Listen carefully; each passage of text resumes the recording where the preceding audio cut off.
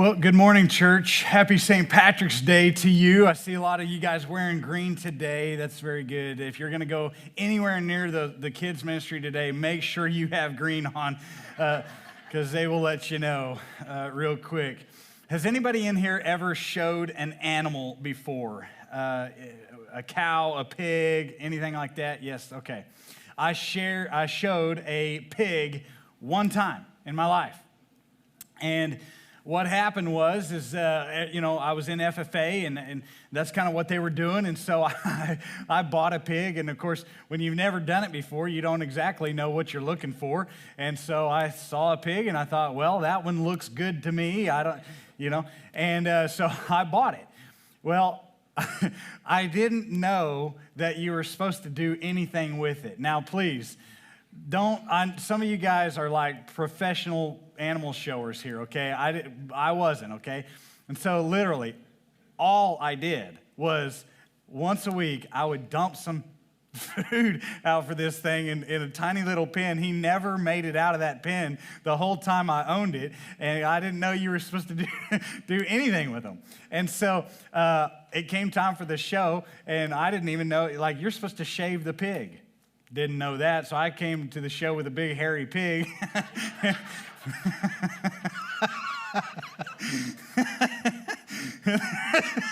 The looks I got. Anyway, I got in there and I was showing this thing. I didn't even have one of those. I don't know what they're called. They're like little whips or something like that. I don't even know what they're called, but you know what I'm talking about. And you're supposed to get in there with one of those and kind of whip it around, show the animal.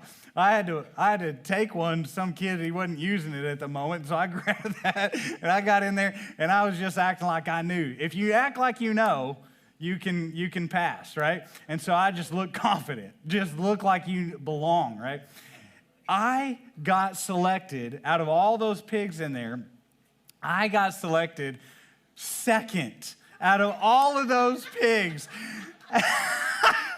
And I was shocked. But I was ecstatic. And I had some friends that were laughing at me. They were there for the show for what was me, and they were in the stands just laughing. And I got picked second. And so I went over there and I was like pointing in there. Everybody else is very professional and everything. I was pointing out there, and I was talking trash to the crowd. And I was like, yeah, you see, you didn't think, and I know what I'm doing and everything. And and they had you go over to this pen area back then. This is in Guyman, Oklahoma, okay? And so I got it in this pen, and I don't know a good pig from a bad pig, okay? But I was looking at whenever they started finishing up some of the last remaining pigs that they were selecting to go off last, I thought, man, those are like muscular pigs. You can see their muscles, and they just look like what I thought would be a good pig. And I thought, well, my pig Wilbur here, he's better than all of them, I guess. I didn't get second place.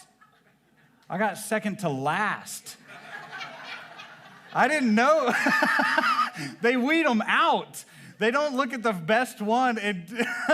Oh, man, I thought I was hot stuff. And talking trash to the crowd, oh, my gosh.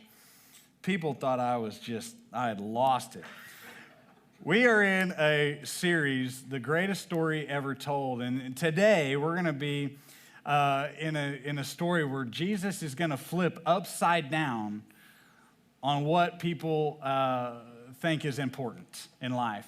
If you thought that being great meant having power over people or influence over people, Jesus is going to come in and say it's exactly the opposite. True greatness is not wielding power over people, but it's lifting people above yourself. That's true greatness. And so that's where Jesus is he's going to take us there today. But and that's in John 13, but before you flip to John 13, we got to go back to Luke 14 because it gets set up in Luke chapter 14. In Luke chapter 14, Jesus is invited to this banquet. And it was really important to people then to get the important seats, okay? Now, in their culture, they had seats ranked, okay? So the head of the table would be here in the middle, and then they would rank the seats as the most important was here, the second, third, fourth, and all the way down to the end. Well, nobody wanted to sit at the seats at the very end. And so they would vie for the most important seats, the seats of honor. And Jesus spoke to that and would tell them, look, if you exalt yourself, then you have nowhere to go except down. If somebody comes and says, oh, sorry, you're sitting in this seat, but I actually have a person of honor here today that I need, and then there's no seat left for you except to the very end, and you're going to be humiliated. And so he says, don't exalt yourself, let someone else exalt you. And so in Luke chapter 14, verse 11, it says, for all those who exalt themselves will be what? Humbled. And those who humble themselves will be exalted. I used to live in California, and we used to play basketball in a gym, at a church gym, every Thursday night. And I had invited a couple of friends. One friend was a kid in my youth group, and he was going to play with us as well. And then there was another kid in my adult small group. And his name, the adult, his name was James. And James thought he was a ball player. He thought he was pretty good. And he started telling everybody so. And he started bragging and saying, before we even started playing, he started saying how good he was going to be and how he was going to whip us, and do all these things. And I had a side conversation with my youth group student as we were driving to the gym. And I told him, I said, hey, watch this. Watch what happens tonight. I said, James, I don't know if he's actually good or if he's bad. I don't know. But he cannot win tonight. And I said, watch what happens. If he's really good and he goes in there and he's telling everybody how good he is, and he is good, he will not be congratulated. People kind of are annoyed by that. And so if he's really good, he's already exalted himself. Nobody else is then going to be like, oh, yeah, you are really good. No, they're not going to say anything because he's already done it. If he is bad, he is going to get it. And people are going to be annoyed by that and then talk real trash to him. However, if he had gone into tonight, not said anything, he's never played with us before, and if he is really good, guess what people would have done? They would have told him so. They would have said, oh, man, you're really good. I hope you come back the next week, man. And they would have given him a pat on the back. And if he was really bad, what would have happened? Nothing. Nobody would have said anything. Nobody would have talked trash. They would have just, okay, whatever. None of us were superstars out there, okay? And I told him that, and I said, watch what happens tonight. And sure enough, James was awful that night. I don't know if he was just a bad basketball player or if whatever, but he was awful. He was full of shame. He was super embarrassed. And then everybody was talking trash to him, and there was nothing left for anything to happen because he had already exalted himself. And that's what Jesus is talking about. When you exalt yourself, you have nowhere to go except down.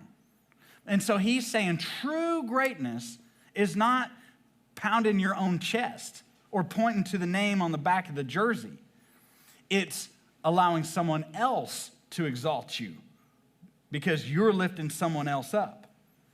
And we love to be recognized. That's just human nature. Do you guys remember how we would do that when we were in high school or middle school?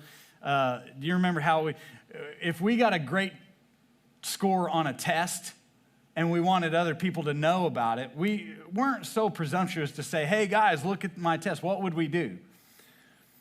We would ask them, hey, what did you get on your tests? And so they would say, oh, I got a 68. And you'd be like, oh, yeah. And then you would look at them.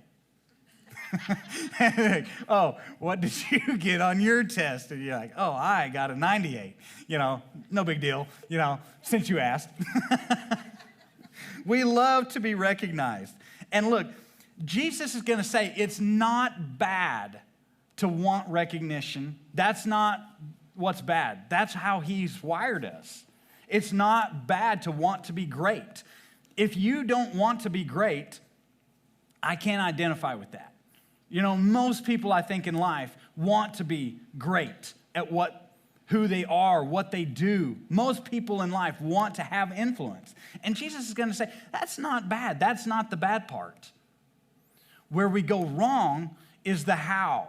When we're lifting ourselves up, when we're wielding that power over people, instead of using that power, using the influence, using the possessions that we have to lift others up.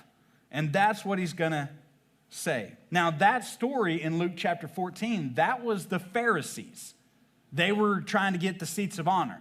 Surely, Jesus' disciples knew better.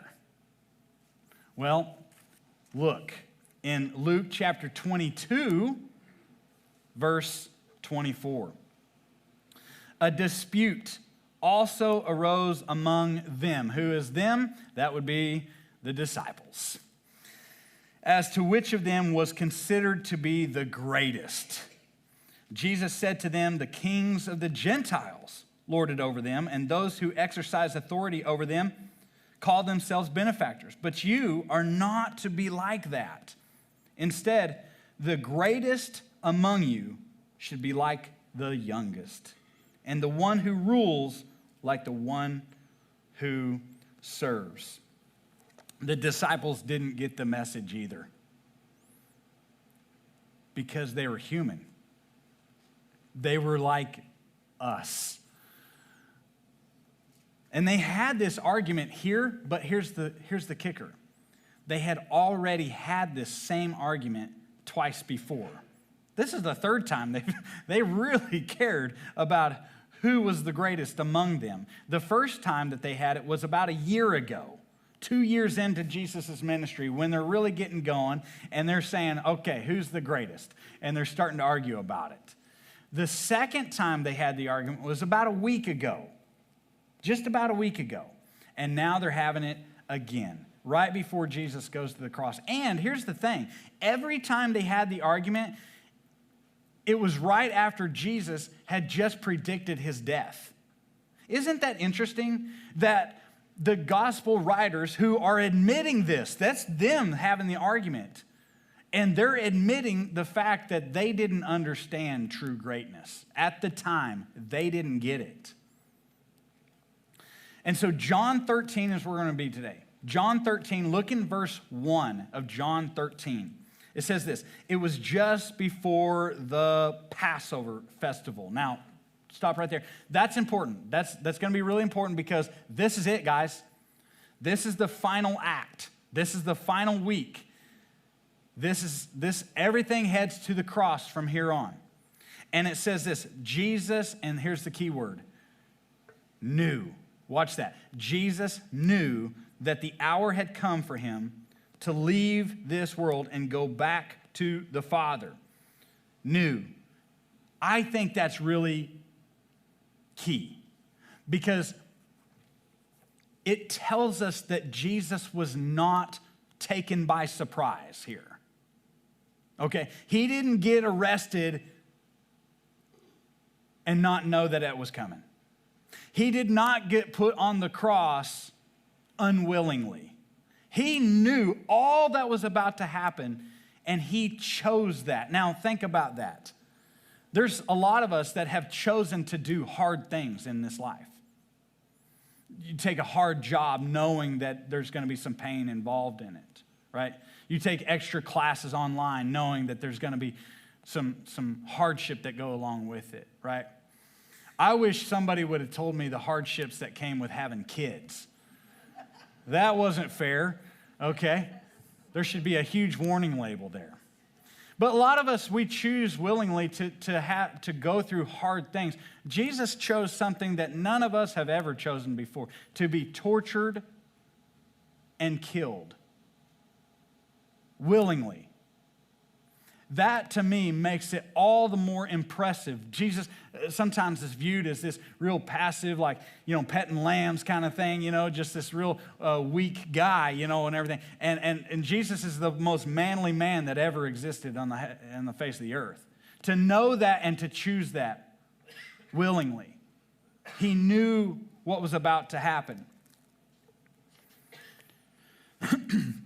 And then it said this, having loved his own who were in the world, he loved them to the end. I love that. Because it was not easy to love the disciples, was it? All the time. I mean, they kept arguing about who was the greatest. They kept doing that. You got James and John who asked Jesus to call down fire from heaven to kill everybody in a certain town. You've got the disciples that had told a blind guy to shut up and to stop annoying Jesus by calling out to his name. You got the disciples who had told these little kids that were trying to get to Jesus to go away, stop bothering Jesus, right? You got Peter who chastises Jesus for saying that he was going to go die for our sins. You've got these disciples that are not easy to love. And Jesus loved them to the end. How many of you know somebody super annoying in your life? If you don't know somebody super annoying, you're probably the guy in someone else's life.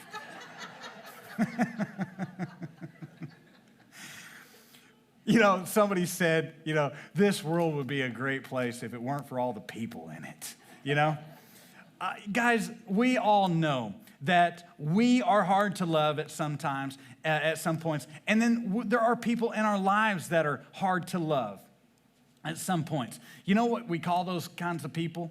EGRs. Do you know what an EGR is? Extra grace required, okay? We all have an EGR in our life. But here's the deal. When it says that Jesus loved them to the end, right? Real godly love is a commitment, not a feeling, right? It's a commitment to long love, right? We don't love people just when it benefits us. We don't love people just when they are showing us love or doing what we need in our lives. Real godly love is a commitment. Man, if you've been married for any time at all, you know that this must be a choice. It must be a choice more than a feeling.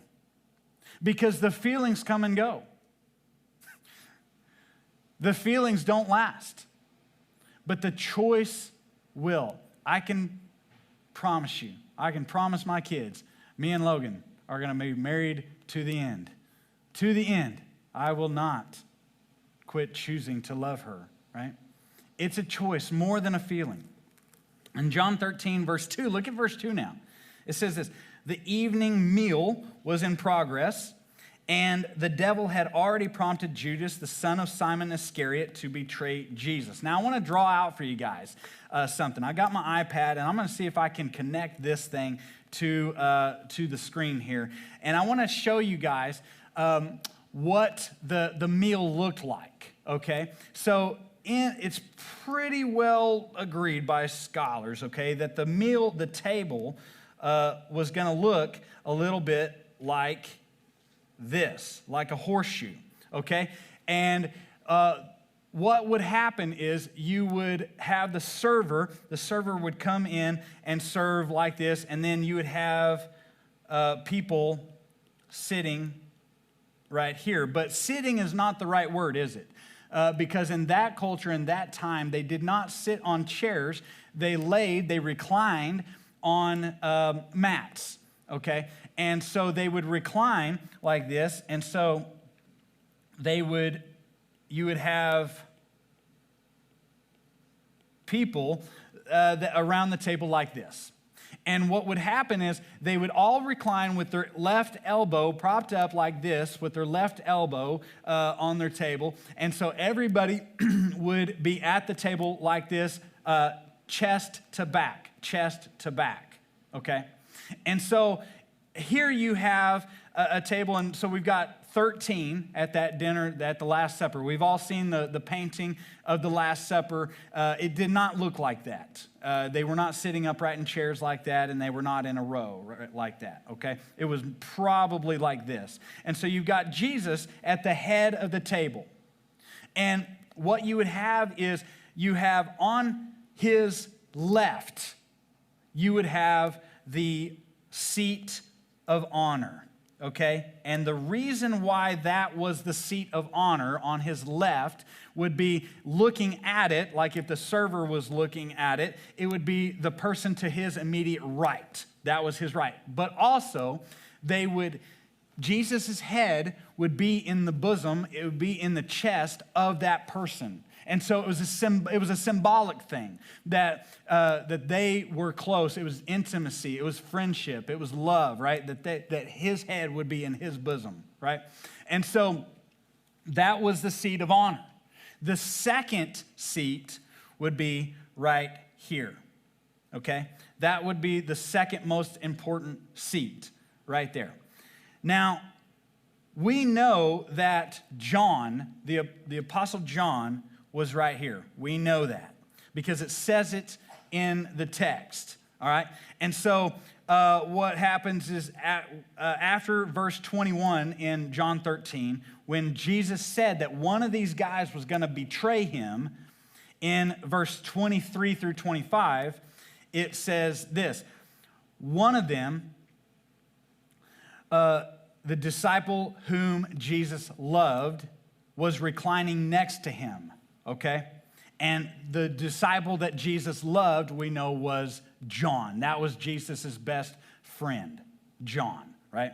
So we know that John was right here. So I don't know if you can go back to this drawing, but we know that John was right here.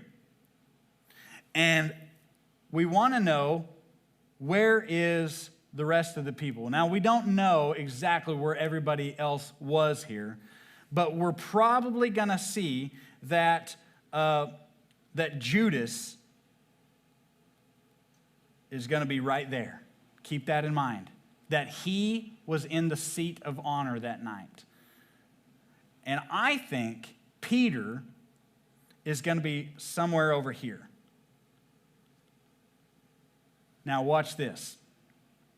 Verse 24, go back to, I'm having you going back and forth here. Verse 24, it says this: Simon Peter motioned to this disciple. Which disciple?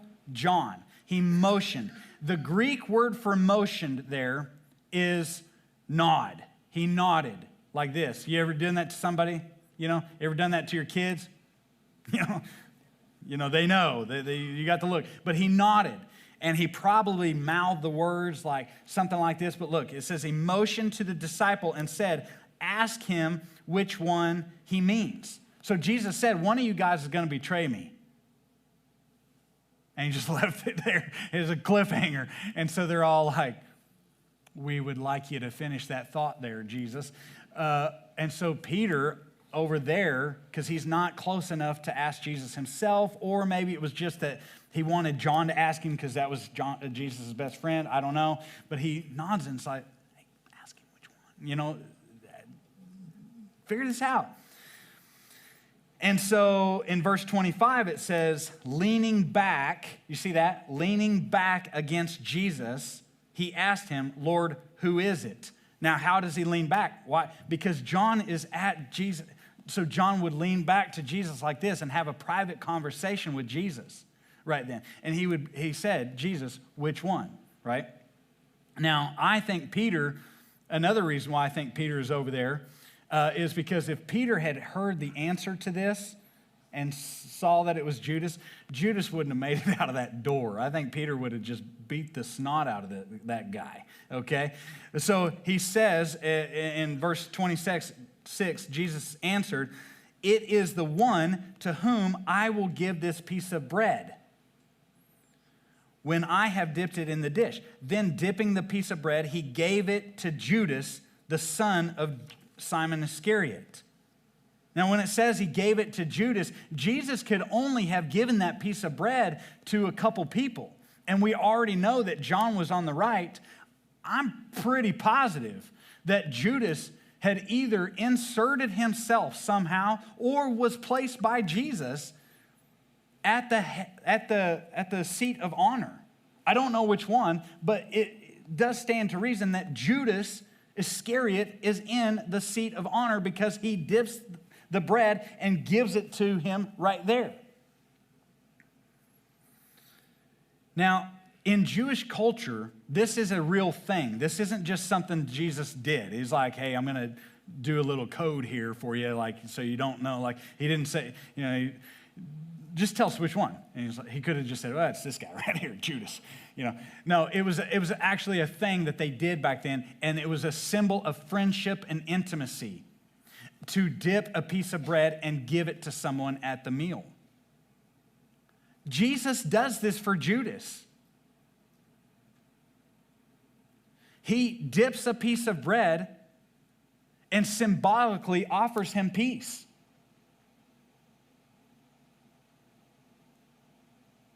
He does that to Judas and gives Judas an out here and gives Judas an alternative to betraying him, but Judas does not take it. He rejects it. I did this one time. I went to a mission trip in Ethiopia.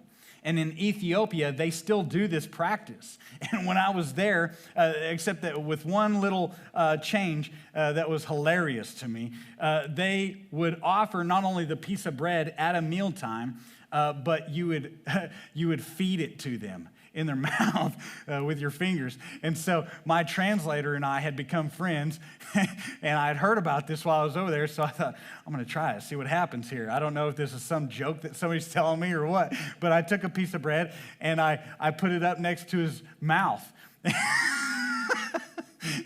His eyes got wide open and he started nodding and he accepted it. And I fed him in his mouth and he in turn reciprocated. And he took some bread and gave it back to me. And of course, everybody in the whole rest of the trip was like, what is going on down there at that table? It was hilarious. But that's what was going on there. Judas should have reciprocated. But he didn't. He rejects Jesus in that moment. He has made up his mind, and that's why Jesus said to him, what you're about to do, do quickly. He offers him peace. He offers him an alternative. Judas was not created by God to go to hell. Nobody is, even Judas. We all have a chance, no matter what we've done. No matter what we're planning to do, we all have a chance at redemption. And Jesus offers that piece of bread to you today. He offers it to all of us, no matter what you've done. He offered it to Judas. Will he not offer it to you?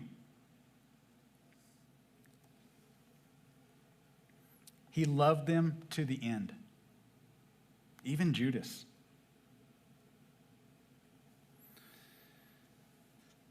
So in verse 29, it says this, Simon Judas had charge of the money.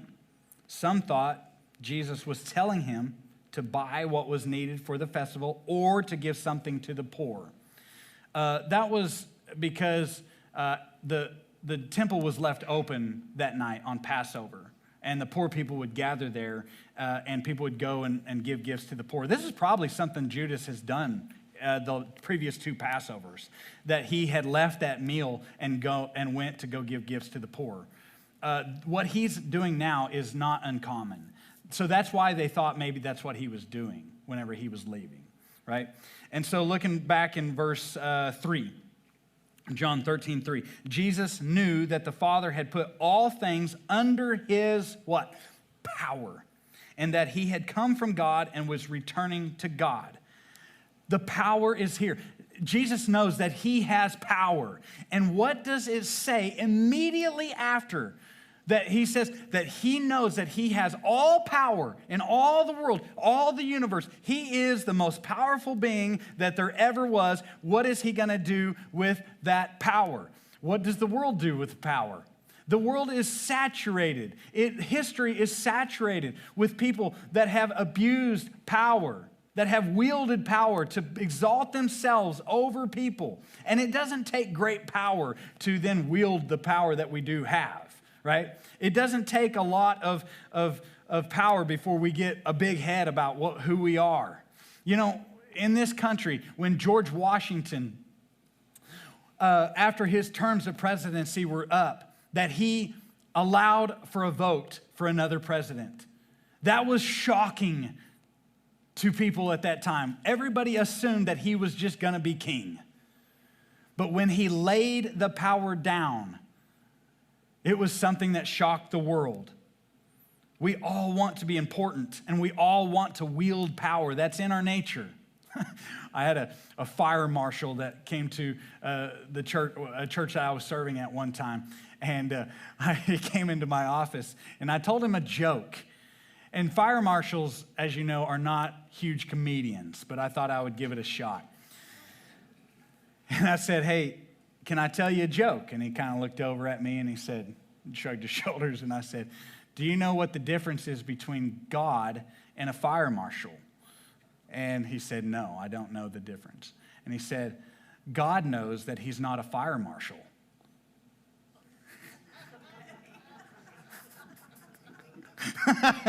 And he did not laugh. And I had a mini fridge in my office, and he said, "That's got to go."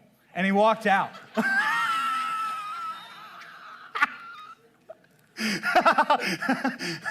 I mean, in true fire marshal form, that's got to go.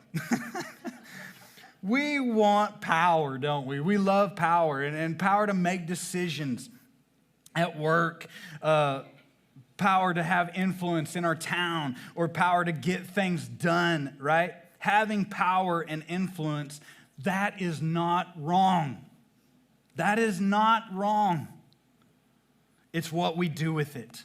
And so it says that all things had come under his power. And what does he do with the power? Look in verse 4. I love this. So, that word "so" is so important, right?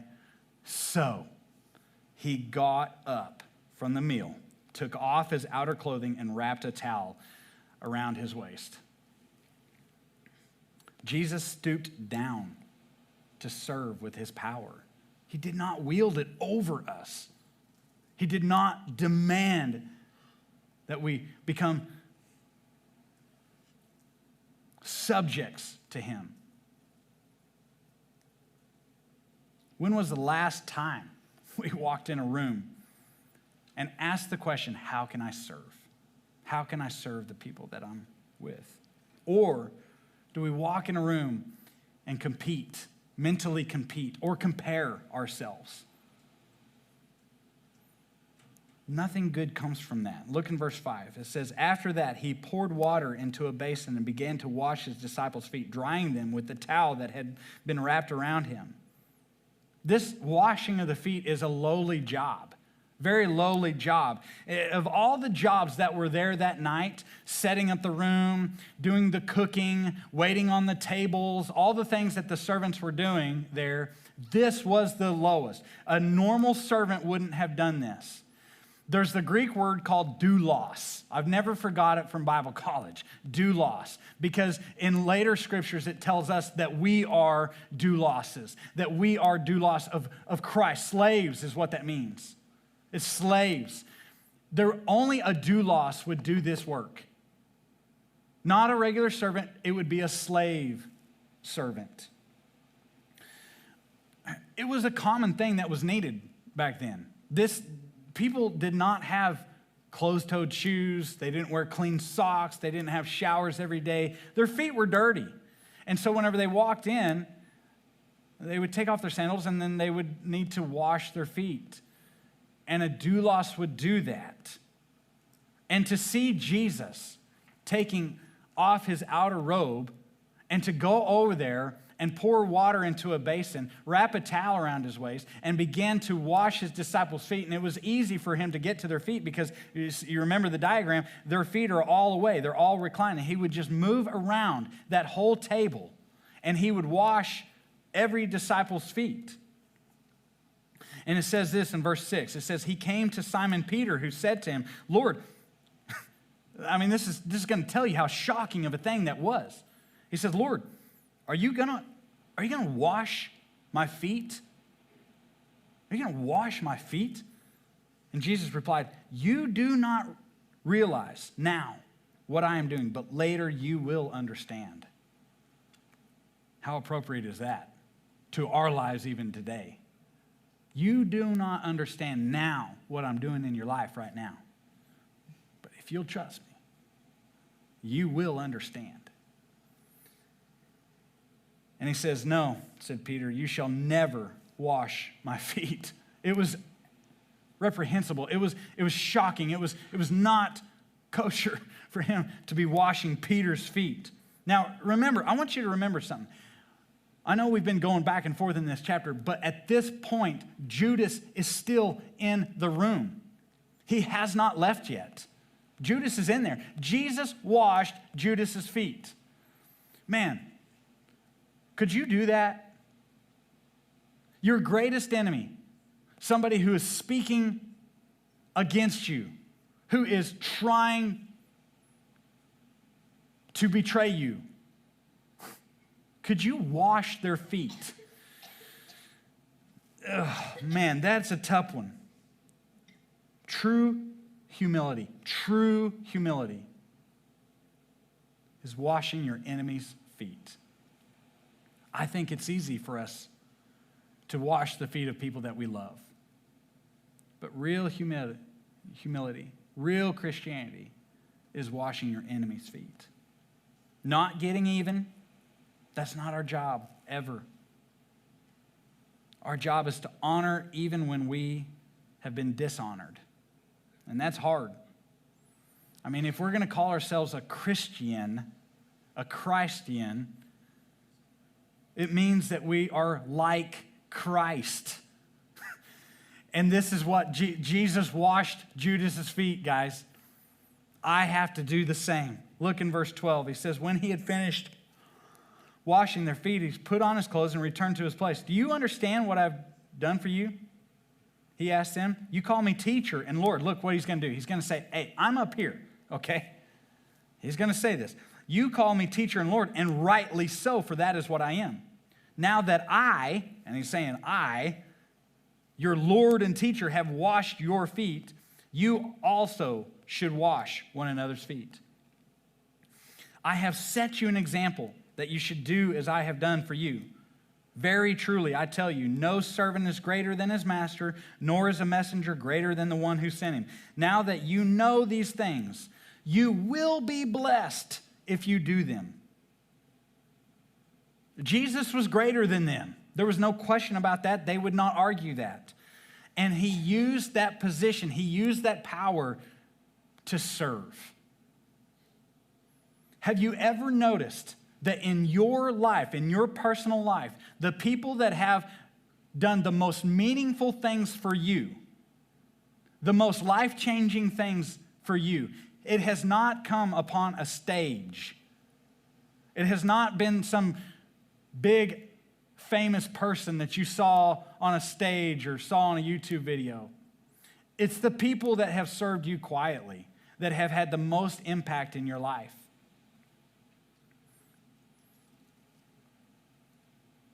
I mean, think about who is in your life right now that has had the most impact on you. Were they people that stood on a stage? Were they people that were famous people? I'm willing to bet that the people who have impacted you the most are the ones that served you quietly. There was a guy named Chris Semning. He was, I heard his story several years ago, and he was a middle schooler that was completely normal until his 8th grade year. He was the third fastest in his class, he said. He was a normal-looking kid, and he was a popular kid. One morning, on Easter morning, he woke up, and all of a sudden, his whole life changed for the rest of his life. He woke up, and his head was drooped down, and his chin was touching his chest. And from his 8th grade year all the way through his senior year in high school, for the rest of his time in school, he began a terrible, terrible journey that he was diagnosed with a very rare disease. He says he's never even met anybody else with it, that it is the twisting of your torso. And he began to lose all the abilities that kept him self-sufficient over that time. It made him walk funny, talk funny, and he couldn't do anything. He lost the ability to feed himself and to help himself in every way. You know how middle schoolers can be and how high schoolers can be. He went from being accepted to being an outcast real quick. They would call him the monster. And he didn't understand why this happened to him and all the normal things, right? His senior year, his youth group was going on a trip. It was a 4-day trip that he wanted nothing to do with. It was a trip on a houseboat, and it was only for seniors. And he said, I didn't want to go on this trip at all because it was 4 days long. There was not much room there on the houseboat, and everybody else would be out there swimming and riding jet skis and having fun. I didn't want any part of that, but his youth minister and the youth team really wanted him to go and finish out this one last trip with the youth group. And so he went. But the main reason that he didn't want to go was because of all the medication that he was taking. And there was a side effect to one of the medications that he was taking, and it caused extreme diarrhea. And he wasn't sure how that was going to go.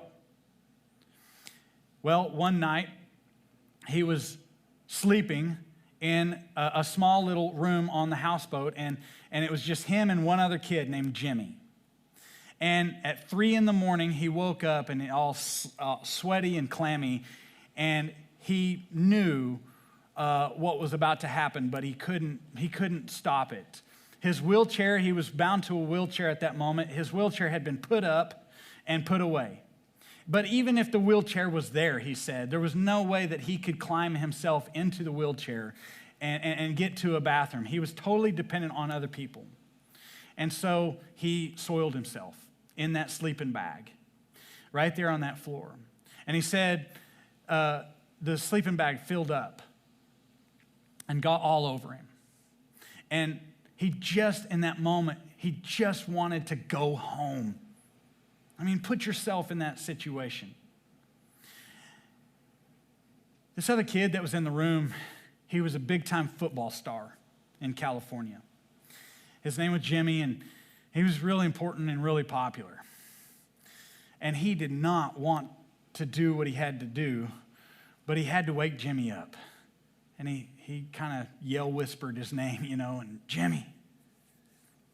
He didn't wake up. He said, Jimmy. He called again, Jimmy. And Jimmy woke up and he's like, yeah, what do you need, Chris?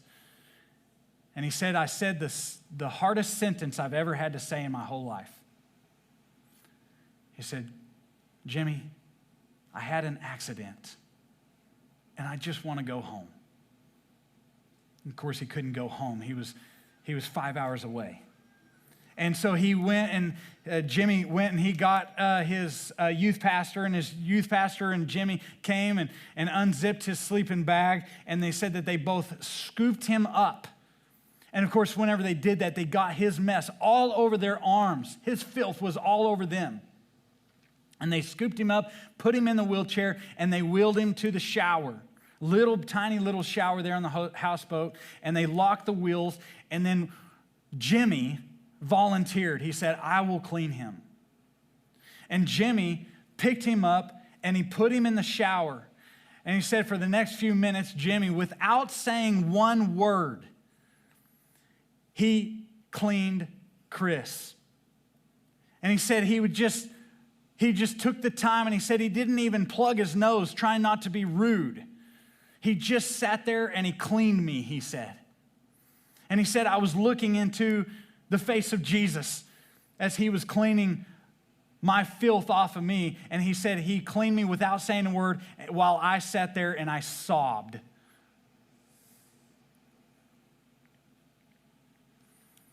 Christ followers wash feet. That's what you signed up for. That's what this is.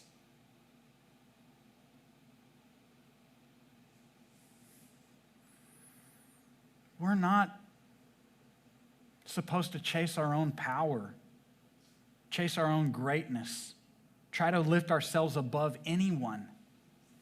Anyone. What we signed up for is to be Christians, to be like Christ, and to serve in ways, in lowly ways that nobody else wants to serve. Jesus is not requiring a foot washing ceremony here to be part of our church services. Although if you've been part of one of those are very powerful. Kenny Bowles, a professor at Ozark Christian College, said, the point of this is lowly servanthood wherever there is a need. Most of us, we take showers, we clean our feet, we don't need our feet washed, but we may have other needs. My grandpa-in-law was a great man, and I was glad to know him for the time that I did. But at the end of his life, we all got together for Christmas. And he was at the point of his life where he needed help.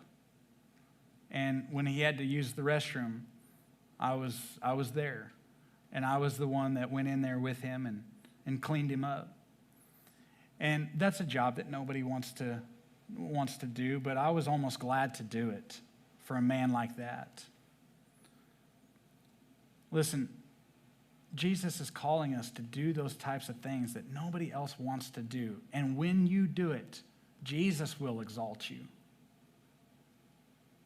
Well, in John 13:34, Judas leaves, and Jesus is going to say something that's probably one of the most important things that Jesus ever said. He said this in verse 34. He said, a new command I give you. Love one another. As I have loved you, so you must love one another. By this, everyone will know that you are my disciples if you love one another. This new command was a new command, but it came from an old command. In Leviticus 19:18, to be exact, there's this command, and it's in this list of miscellaneous commands.